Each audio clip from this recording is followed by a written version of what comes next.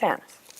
So Terry O'Reilly says that swim, drink, fish, more than a slogan, it's a way of life. What does that mean to you?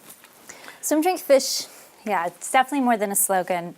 I think for most of us who live along the lake shore, grew up on bodies of water, it's definitely a way of life. I was lucky enough to grow up on the lake and spent some time on an island in the Atlantic Ocean, and swimming and drinking and fishing was what we did every day. So being in and on and near the water sort of feels like part of my body at this point in time. Do you have a special place that has a natural place that's very inspiring to you? I spend a lot of time on Wolf Island when I'm down in the Kingston area. I spent a lot of time there growing up. And then there's a few little secret places along the lake there that I'd rather not share, that I remember going to when I was young and angsty and probably heartbroken. Looking at the water always makes it better. Why do you think art and nature inspire your work quite so much? It's a common theme throughout your work. I've spent a lot of time writing about nature recently, which came as a bit of a surprise to me, actually. I don't necessarily think of myself as a nature writer or a nature poet, and for a long time didn't think of myself as an environmentalist, but I love how the world reflects us. I love how we see ourselves in the world.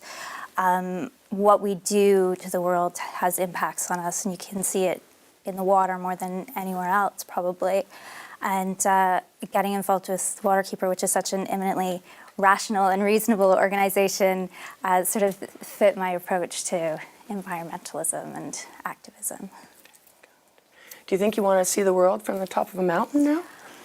Probably not. I don't think I want to see the world from the top of Everest. I don't think you could pay me. I'd love to see Everest from the bottom, maybe.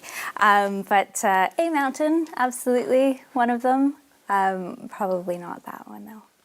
Why do you think that artists, and by artists I mean writers, painters, musicians, authors, they tend to be first responders generally? Why do you think that is?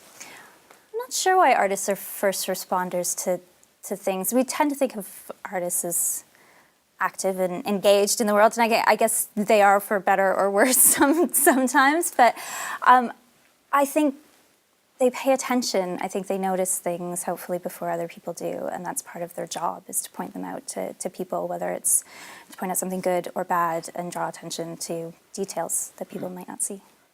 Do you think Canadians have a different relationship to water than most other places in the world? I think Canadians have a different relationship to the natural world in general, and water for sure. You don't have to go very far, particularly in Ontario, to just see that we're just surrounded by it. And if you look at maps of the Haliburton area or anywhere, there's just spots of water everywhere. So I think it's just part of our makeup these days. Mm. What did you think about when you heard about what happened in Montreal? I heard about the water, boil advisory in Montreal probably through Waterkeeper on my Twitter feed, first and foremost, and I was pretty stunned. We don't think we have those sorts of problems in Canada, particularly in big cities, but we do, and we don't hear about them. We don't hear about the communities up north and in more rural areas that have boil water advisories almost all the time. So hopefully what's going on in Montreal helps to get people to pay attention to not just the big cities, but also what's happening elsewhere in the country. Great. Perfect. Done. Okay. There you go. Well done.